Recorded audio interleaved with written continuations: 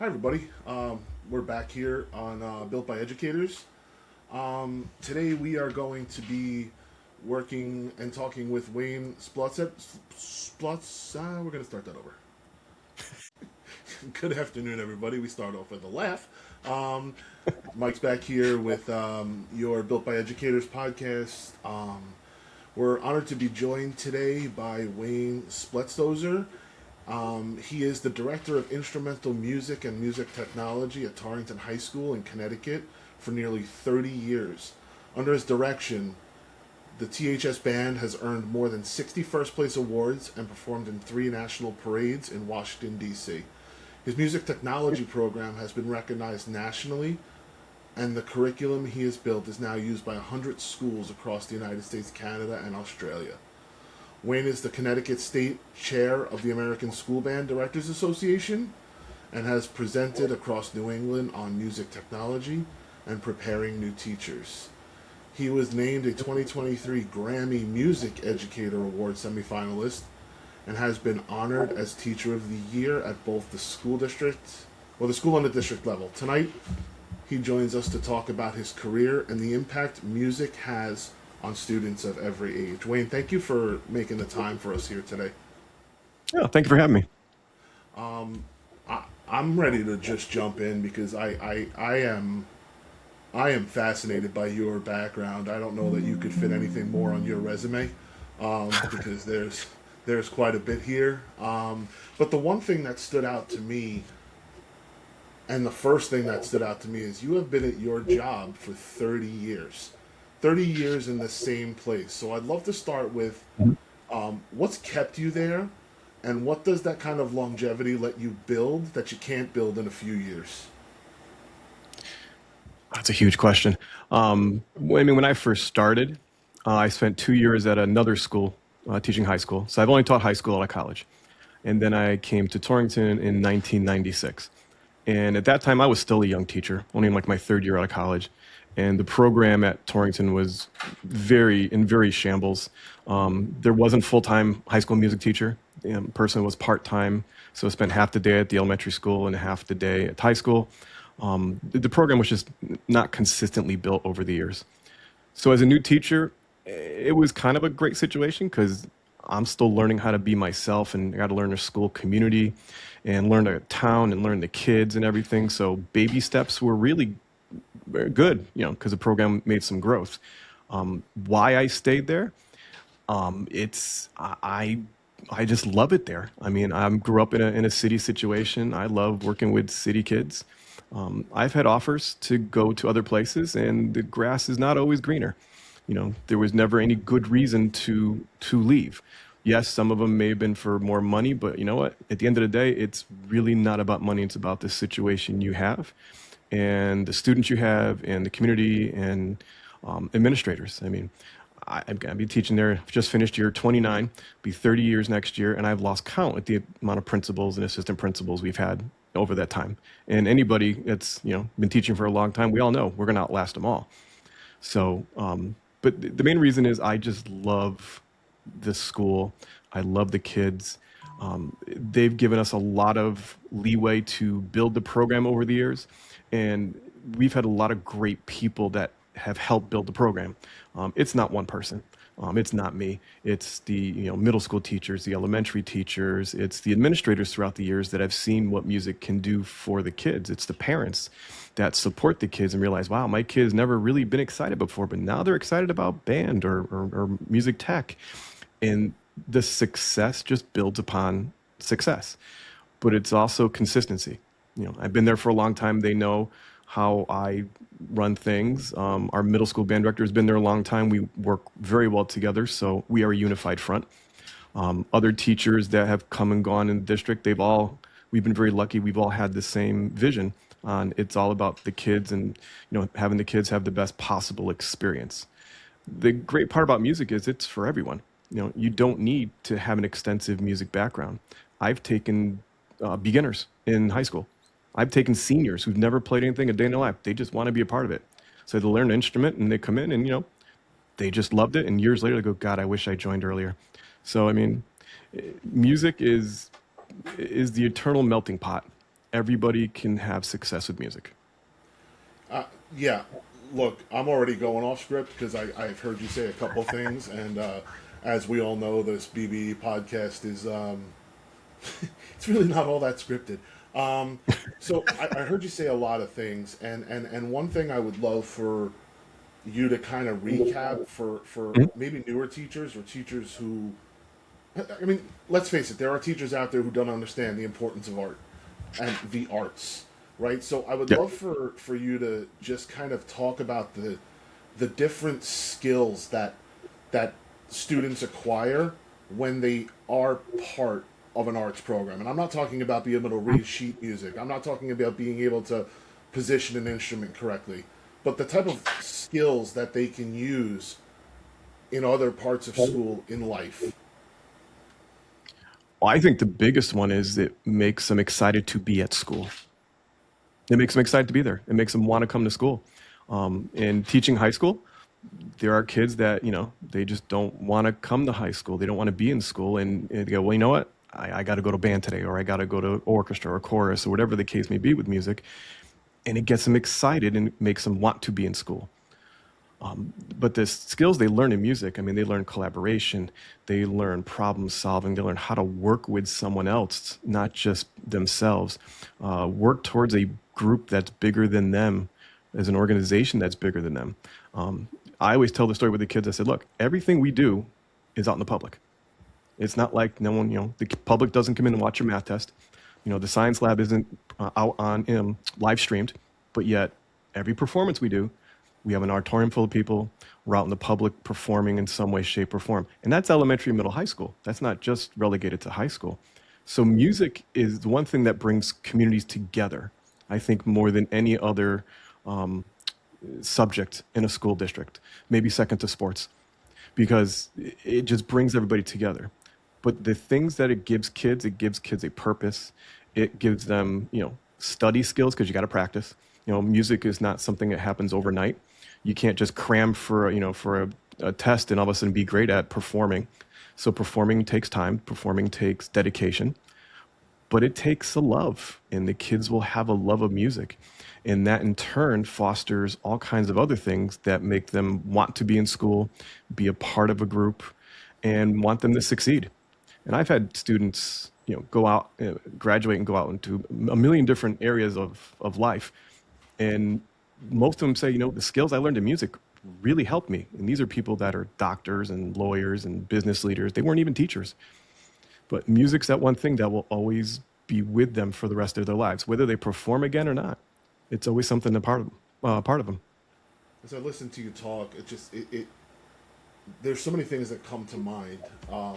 For some reason, as a teacher, the phrase "parts of a whole" is burned into my mind.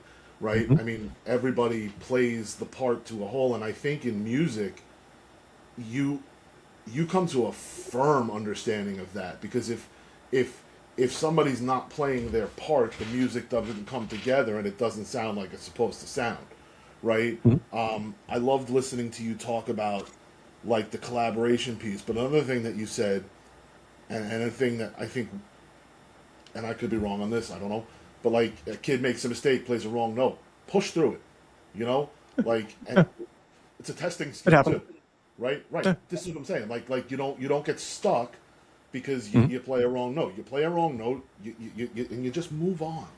You know, Right. so like these are all relative. Go ahead. Yeah. No, the best thing I saw at a conference years ago, and I forgot who it was. It was a band. He was clinicking a band, and he turns to everybody and goes, "Why do we strive for 100%? 100%? That's an A. But 90 is still an A." So he turns to the group. He goes, "Okay, we're going to play a scale. I want every one of you to play one wrong note during that scale. One wrong? That's still a 90, right? But here's how it sounds." And they played it, and every kid played one wrong note in that scale, and everybody's like, "Ooh, oh yeah." So that's why in music we strive for the best we can be, the 100%, because the music deserves it, and it teaches kids so much that it will lead them on into other parts of life. That's great. No, that's awesome. So I want to talk a little bit about your music technology website if we can. So it's being used by Yeah. 100 schools across the United States, Canada, and Mhm. Australia. How did a program at one Connecticut high school grow into something teachers around the world reach for? Well, the website started basically because I lose papers.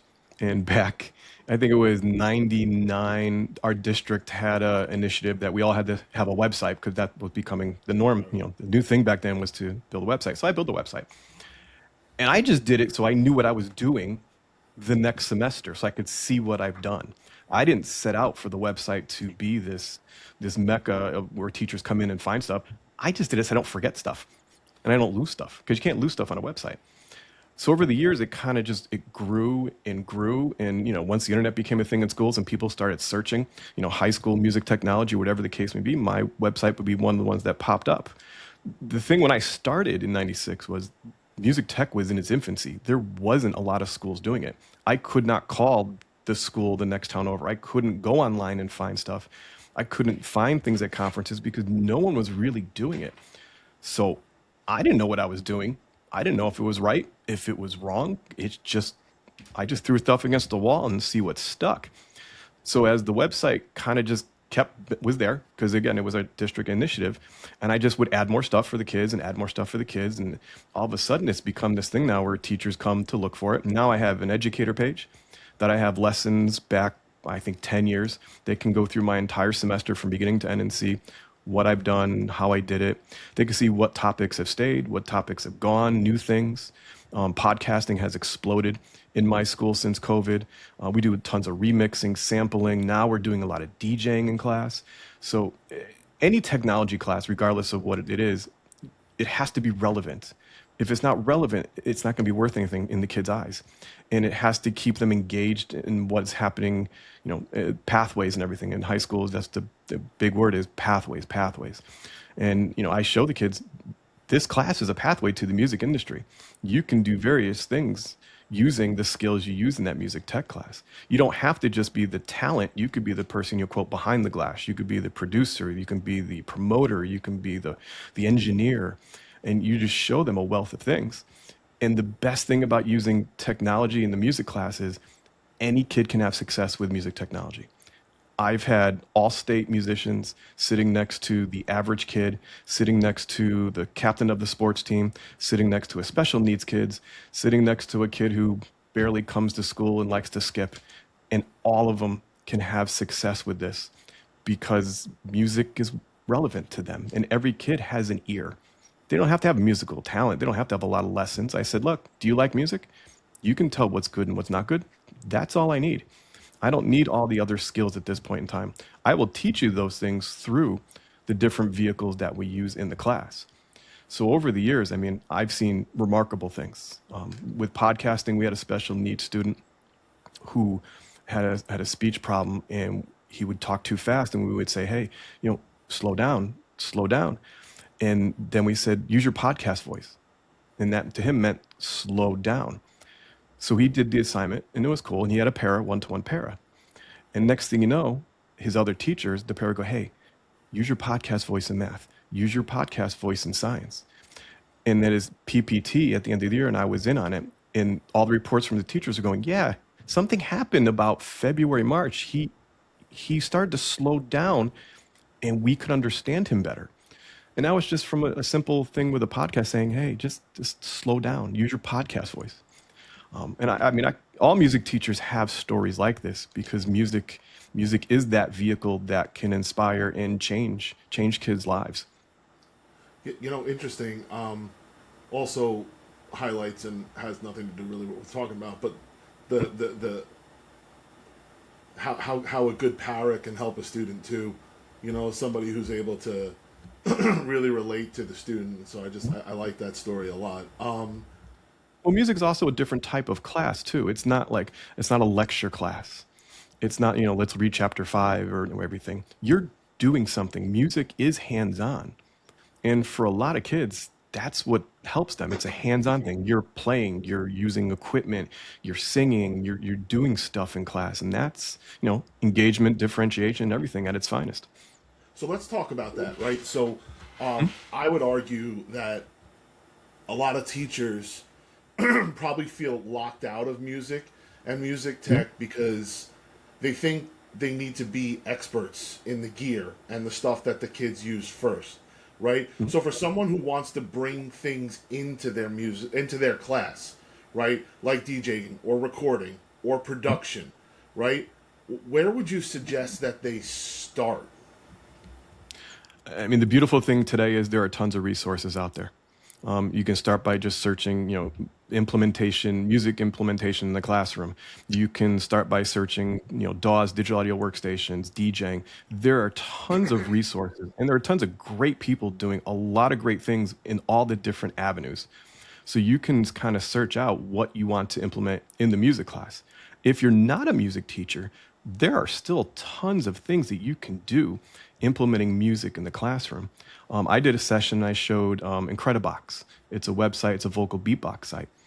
And an English teacher goes, "Oh, I used that last semester. Some kid rapped a poem and made a little music background using Incredibox." Younger teachers in the elementary school can use Google Chrome, Chrome Music Lab, Chrome Music Maker. There's tons of resources out there. So you don't have to be a musician or a music teacher to bring music into your classroom. If you are a music teacher, again, there are a lot of resources out there. The best advice is don't reinvent the wheel. The wheel's already been invented. You just got to find the wheel that's best for you. Start small. Don't try to take on a lot of things at one time because you'll be frustrated and it'll just won't work. And the kids will see right through you. So you got to think about, okay, what do I want to do? What do I want to teach first? Then the technology comes after that. I've worked with a lot of districts, and they always say, okay, we're going to buy this, this, this, and this. Like, that's great, but what do you want to teach first? So let that drive the technology and not the other way around. Interesting. And I noted on your 96-page resume with all those different positions that you have, that you really teach everything from like traditional instrumental music to basically DJing 101, right? So how does giving kids a real choice in how they make music change what they get out of it? Before we came on the air, we were talking about COVID and what we were doing back then. One of the few things that I learned during COVID that I still use is the choice boards, giving the kids a choice on different assignments. So in my class, how I run it is we learn Soundtrap, digital audio workstation, and then I'll show them a launch pad, the DJ setup, some other Korg type devices. And then after we get a certain amount of skills, I say, okay, now you're going to choose how you finish the class. It's usually about 2 months left. And I said, you like podcasting? Do podcasting. You want to do some DJing? You want to do some creating with launch pads? You want to do some remixing, sampling, whatever the case may be. And what it does is it gives them the ultimate choice, number one. Number two, they can focus on what they like up to that point. And one of the choice board assignments I always have, if you don't like what I have, create your own. You tell me what you want to do. Because sometimes there's stuff we just haven't covered that a kid is into. And some of those create your own assignments I've kept and used them in past years. But kids will be mostly engaged if they're picking what they want to do. Again, I am a huge believer in choice boards. In working with teachers, they either love this concept or they don't love this concept. And the hard part about doing a choice board is you have to be able to run 3, 4, 5, whatever assignments at the same time. And some teachers they don't like that concept and they want to do that. But the ones that have tried the choice boards and were successful, they do find the kids are more engaged. They learn, much more because they're kind of directing how they get through the class or whatever the way the teachers want to run a choice board. That's interesting, and the thing I was thinking about, which is why I was paused there for a second, was this notion that it really doesn't have to be that laborious as a teacher for a choice board. I mean, you could set up a lesson and make everything uniform up until the product, right? Mm-hmm. And then the product can be the choice, right? So like the difference between a poem or an essay or a drawing or writing a song, I mean, the drawing, maybe there's a bit of a difference, but those other three things, you're essentially doing the same thing, right?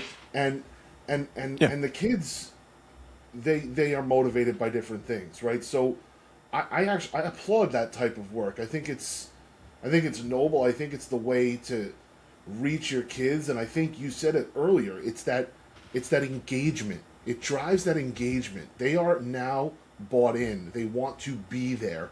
They want to do it. I mean, any teacher that's listening to this, we're all going to say the same thing. Kids are different. Kids have changed. And we can't teach the way we did 5, 6, 7 years ago even, because these kids are different. How schools operate are different. How curriculum's delivered is different. So we have to kind of find new ways of trying to keep them engaged. And I'm not going to say every kid is stellar in my class engaged. There are students that choose to do nothing, even with all the stuff that we can offer them in our classes, and they still choose to do nothing. And that's every kid has a choice. But yeah, I find the choice board is a great thing for kids. And I tell them, hey, what are you doing in your other classes? Maybe your teacher will take a podcast. So I have, teachers in, meteorology doing a weather podcast. I had our foods culinary class. They were coming in and doing like a Food Network type show. And it's just fascinating. It's with just that one vehicle of podcasting, how that can just go through the entire school. And every teacher can find a way to use that to, have kids create. Because kids will create more, not to get on a podcast sidekick, but kids will do more work for a podcast because podcasting is relevant to today. They're always hearing, hey, come listen to my podcasts. Pop culture, sports, movies, musicians, everybody has a podcast. That's all they hear. So now when they realize, hey, I can do the same thing, I can make a podcast. Every teacher that I've worked with in my school and other schools with to put podcasting in their curriculum, they go, these kids are working harder making a podcast than anything else, like a Google slide or a Canva presentation that they were doing before. It's incredible too, and one of the things that, I know you're talking from a high school level. I am strictly an elementary school level, and I think that something practical we're getting at here is that, when you're dealing with younger kids, they may not understand what a podcast is, right? They may not understand the purpose of it, but they do understand things like YouTube videos. They do understand like reels. They understand all of these things. And so if it's not a podcast, it's something else, right? And it's something else that can push in a similar direction, but it's more relatable to those students, right? So I think that's an important distinction to make. This podcasting world, like you're right, everybody has one, and it really wasn't. I mean, I figured it out. Like I clicked the record button, and here we are talking. This is episode number 7, and I like, we got it. I have a background on now. You can't see my kids' toys anymore. It's the way things go, right? We can figure this out, and so. Well, I think the big term is content creator, because really, YouTube, podcasting, all this stuff is creating content, and that's one of the biggest words out there now. I'm a content creator, and I tell the kids, this is what you're doing, and this could be done elementary, middle, high school. It's not just a high school thing. So I think once the kids, it's a mindset shift. If you say, hey, you're going to create some content, you're going to do some sampling, remixing, you're going to compose, you're going to make a podcast, like, oh, I can be a content creator? And of course, the next thing is, Mr. S, when I become famous, I'm going to make a lot of money as a content creator. I said, well, you remember the bald man when you become famous, and you help me out. Yeah, just plug my podcast. I need more than, That's right.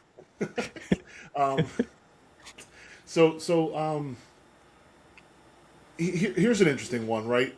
It mentioned that you worked with pre-service teachers, college level, right? As I believe it said an adjunct.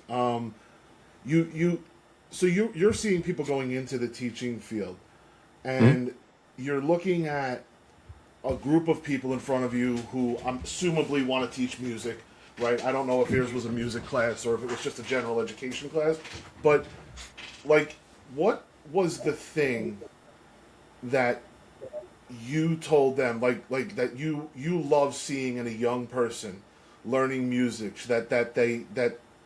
that you wish that they can see right now? So what's that thing you see in a young person learning music that you wish every pre-service teacher, parent, administrator, whatever, what is it that you want them to see? It's that aha moment. Yeah. It's that one moment when a student gets it and they realize, I can do this. I can be successful at it. Every student has that moment at some point in music, even if it's like elementary school, putting the instrument together, singing at that first concert. No matter what it is, they have that moment where they feel special. They feel that, you know what, this is fun. I can do this. I'm with my friends. And that's the thing that's worth more than any test score, worth more than any, budget crisis. That's why we teach. And that's for any teacher. That's why we do it. It's for those moments. With the young teachers, I tell them teaching's a marathon, not a sprint. And I said, look, we all were there. We all were the first year teachers. We all wanted to change the world in the first 6 months that we taught. And it doesn't work that way. So, you gotta build your time. You gotta learn how to do this craft called being a teacher, and it takes time. No matter what you learned in college, that first year is survival. That's all it is, and then you realize, wow, there's so much stuff I didn't know Right. until I actually started teaching, Which and is that's really funny you say that because, and I'm sorry to cut you off, but that's no, go ahead.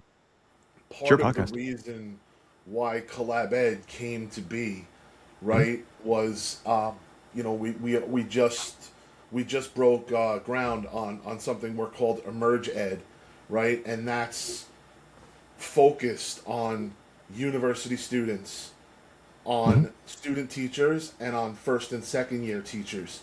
And one of the features we just put in was ask a real teacher, right? And it literally sends questions to our message board that you've seen before, right? And it'll say, this is what I'm looking for, because you're right. And it's a situation where you don't know what you don't know, and the only way you're going to find out is if you ask, and I think that's such an important part to anybody. Well, I also who's think, no, sorry. I also think that colleges, some of them have changed with the times, but a lot of them haven't.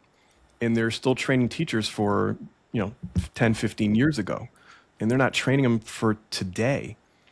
In just the music scene, when I go either to a college and do a music tech course for educators, or I teach a summer course for educators on technology, most of them say the same thing. They go, we never got this in college. We never heard of learning management systems. We didn't know this could do this. We don't know. So that's the one thing is colleges, and again, some of them are great and some of them they just haven't changed, but it's doing a disservice to the young teachers because they're getting put in a situation where technology is all around them. That's a huge part of your job, regardless of what you teach, where you teach, what level you teach. On most job interviews, there are questions. Tell us about a lesson that integrated technology. How would you integrate technology in a lesson? What's your classroom management with a computer cart?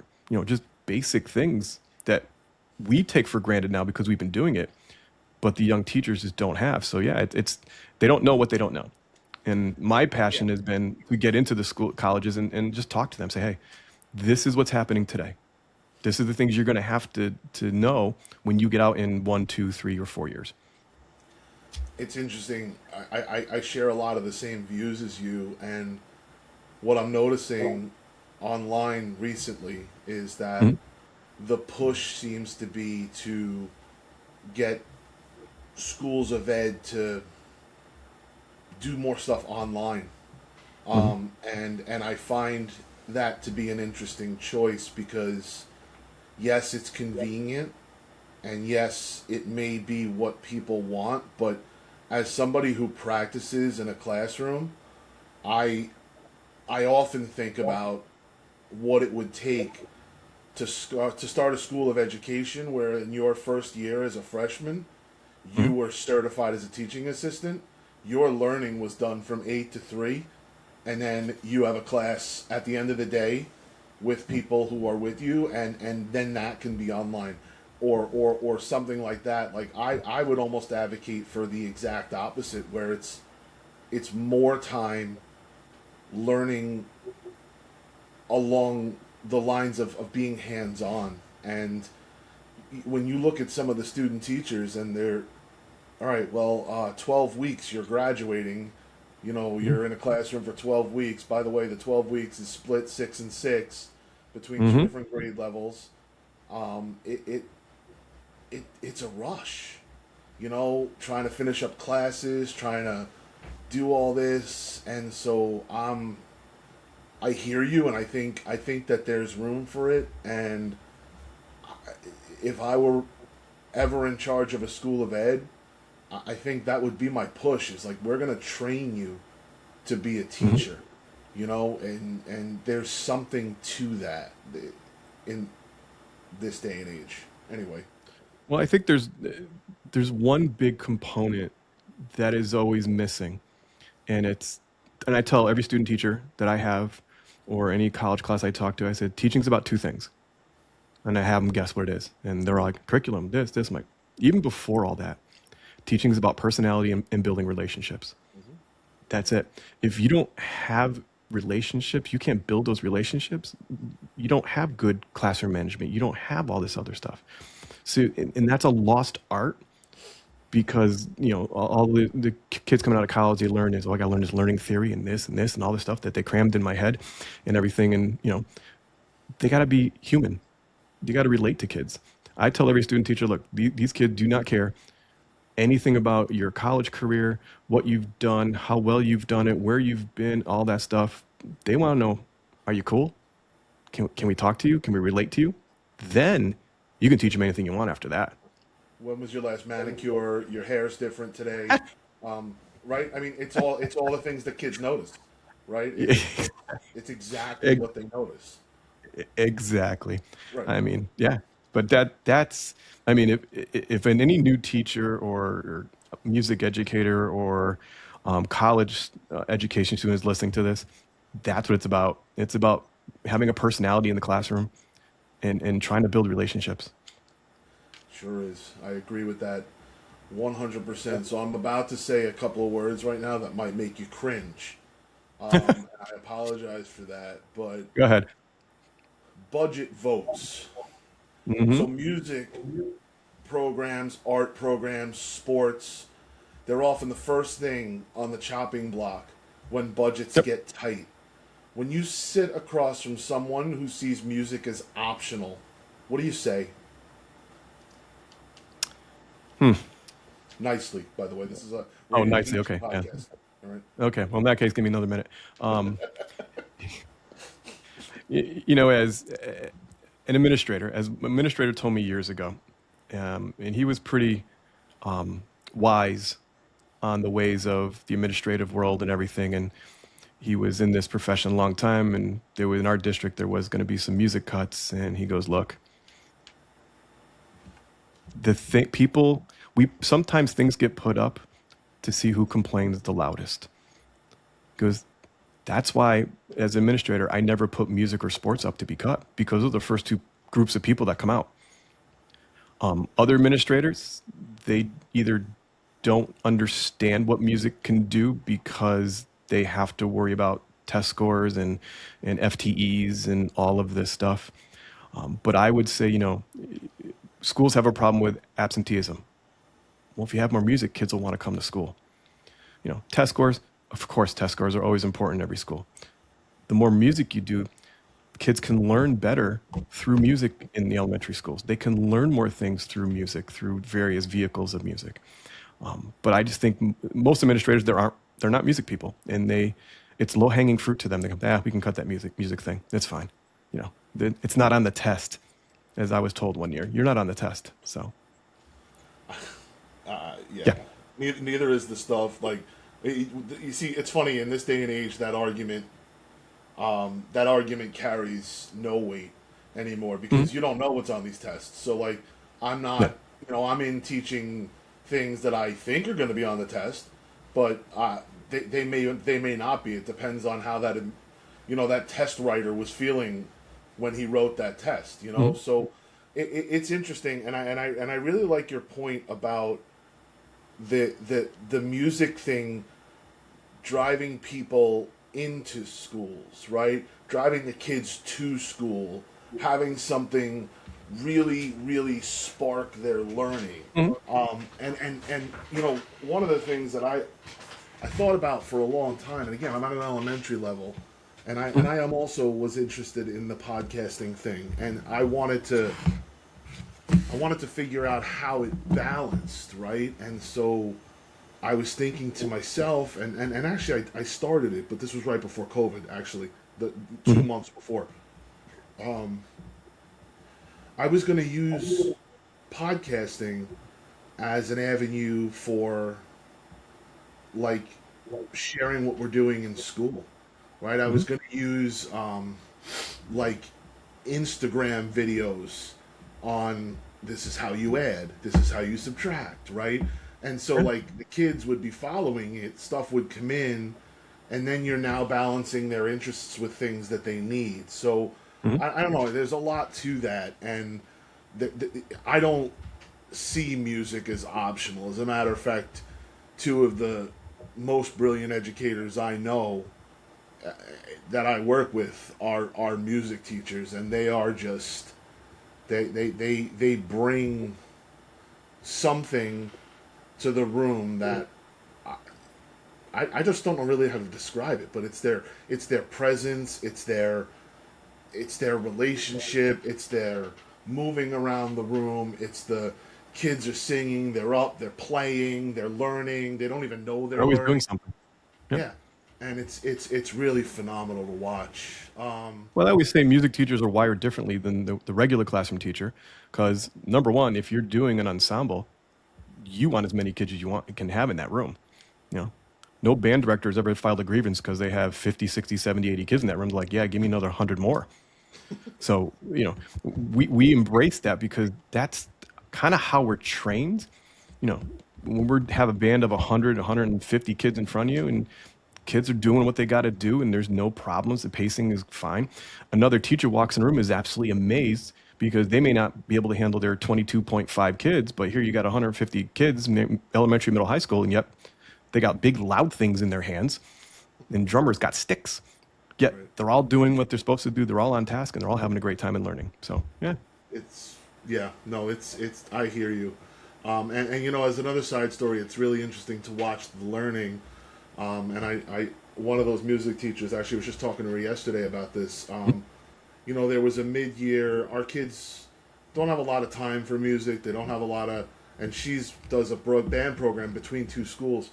And in the Mhm. mid-year concert, I think it was the holiday concert, the kids got up and they had just really started using the instruments, right? And they were Mhm. able to get a couple of notes out for that Yep. concert, right? And then yesterday, we watched these same kids play the overture, and I don't really, I don't know if she changed the music or not. Mhm. Whatever, but they played somewhere over the rainbow for the school play that they were doing for the Wiz, and it was so cool to see that those students who just a few months earlier were playing just notes, like, Yeah. and then now they're like stringing it together. They missed barely anything, and so I don't know. It's really powerful, and It's the beauty of music. yeah, no, there's no other way to describe it. Honestly, Yeah. I love music though, so we talk about music all the time. So this is actually one of my. I've been staring at this question for 38 minutes and 52 seconds, and I've been dying to ask it. So Okay. you have actually mentored teachers or students who went on to become award-winning music educators themselves. So what's it like watching a former student build their own Mhm. program, and what does that tell you about the work? And I kind of also am curious if you've ever had any of your students kind of hit it big with like getting out there in the music world, and how does that make you feel as a teacher? To know I was a small part of their journey in music I mean, that's the best thing. Um, you know, we want our students. The great thing about teachers, I always tell them, is we see things in you that you may not see in yourself. I say all teachers have that sixth sense. I go, you know what? Like freshmen. I'll watch freshmen. I'm like, you're going to be a music major. You just don't know it yet. Or, you know what? You really are good in math. You really should, we just see it that way. But to see a student go on into music and, quote, make it big, like you said, it is a good feeling to know that, again, I had maybe a small part of it. I'm not saying I had a large part of it. But I've had numerous teachers are out there teaching at all levels, from public school teachers. We have a former student who's the band director at UCLA. He's doing the marching band at UCLA. I mean, it's amazing to watch him. It's amazing to watch all the former students go on and be successful, because what they learned in music will carry them around forever.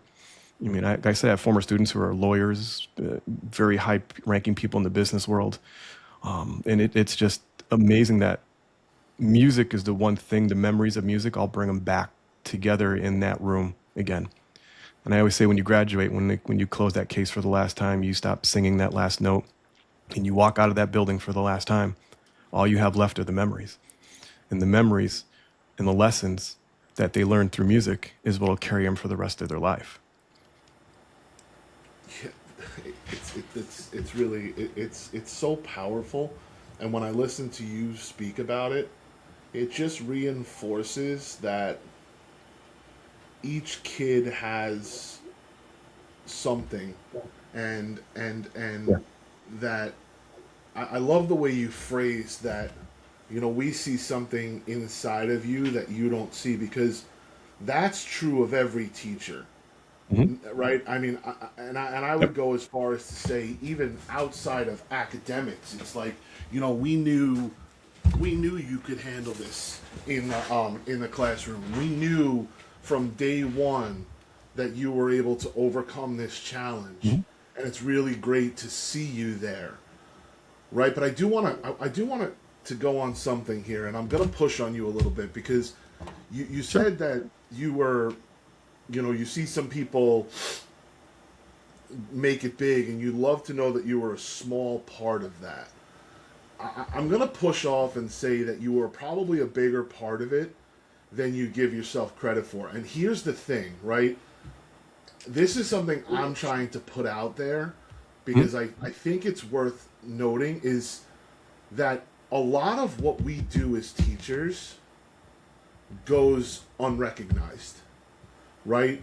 And what I mean 100%. by that is that you are having a big impact on so many children, even though you don't see it, right? And I think it's part of the problem, and part of the reason that people are moving far out of this profession is Mm-hmm. because it's all right. Well, I can't get this class under control. I can't do this. I can't do that.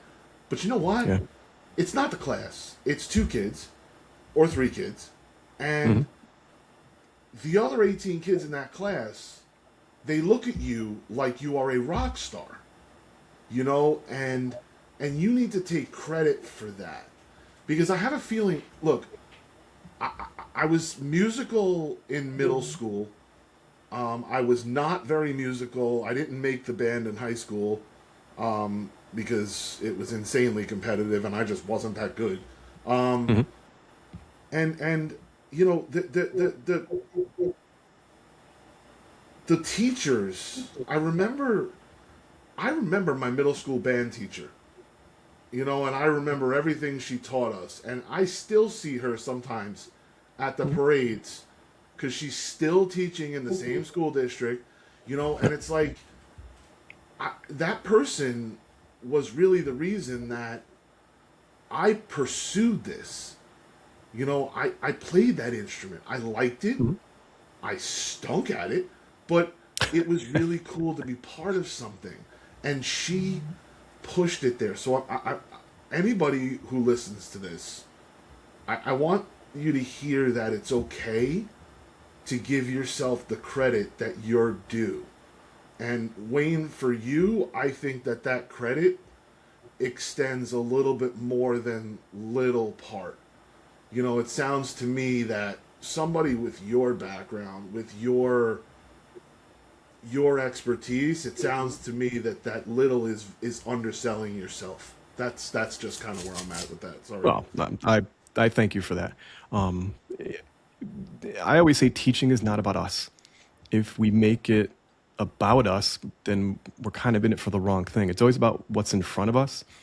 And I always tell music teachers, it's not what's on the walls that count, it's what's in the seats that count. And to me, that's the way I do it. And every teacher has their own beliefs, but for me, it's not what hangs on the walls that defines success or anything. It's the kids. What do they do? What do they go on to do? And to me, that's what makes teachers great. Yeah, and another thing too is that even though, like, I've positioned Collab Ed to be teacher first, right? I think that the thought is the same, right? And the reason I position Collab Ed to be teacher first, and a lot of the work I do, especially for the classes that I'm in now for administration, I am pushing as teacher first because there's nobody more important in that classroom building those relationships and working with those kids. And so this teacher first mentality of mine comes from the importance you have in the classroom. Like, this classroom does nothing without you. Nothing. And we forget that sometimes. It's, the kids are out of control. Look, you said it. You said it a half hour ago. We are dealing with a different Different kids. generation of kids. Just like I was a different generation of kid, and just like my parents were a different generation of kid, it happens, and for some reason we think that they're going to respond to all the old stuff, right? So as we Right. continue to change, we're going to see that these kids really come around to you, and you're important, and that's why I can't stand seeing people leave this field. I respect that people Yeah. that do. I understand it, but I mean, that's a whole nother podcast on just why young teachers are leaving, why the older teachers are getting out as fast as they can. I mean, that's a whole nother area that could go on another hour podcast. yeah, you're right. Anyway, Mm. so listen, I think that we've gone through quite a bit. I'd like to just kind of wrap it up Mhm. and ask you one last thing on your way out. So, for a teacher who's burned out, under resourced, or wondering if any of it lands, what have your students taught you over almost 30 years about why this work is worth doing? And I think this is a very interesting question given the conversation we just had. I think if you teach long enough, every one of us can say we've been there. We've been to that point where it's like, ooh, myself, I can pinpoint it apart. Where I'm going, okay, maybe I'm done. Maybe the kids have moved past me. Maybe my way I'm doing it, it's just not working anymore. And that's a personal thing. And I don't know if there's one answer to that because everybody is different. I think the best advice and what someone told me was take a step back and just look at what you have. Look at what's in the classroom. If you walk into the classroom every day and working with those kids, if that turns you off, then you made the right decision. You need to leave. But if you walk into that classroom and you still get that joy working with the kids, it's not that. It's everything else. And all that stuff will come and go at some point. And Yeah. I think that, And granted, right. some of those situations are rough. And I'm not saying that, some of those things outside the classroom are not the reason why. Yes, some of those things that are outside the classroom do have a major impact on why teachers are leaving. But if you walk in that class and start teaching and you have that spark and you still love that part of it, then man, that's why you do it. Again, after 30, 31 years, I still love walking into class every day. And my challenge to people is right there in that same arena where it's, you know what, you went into the school of education for a Mm. reason. You went into this role for a reason. We didn't go into this role to become millionaires, right? We didn't go into this role to.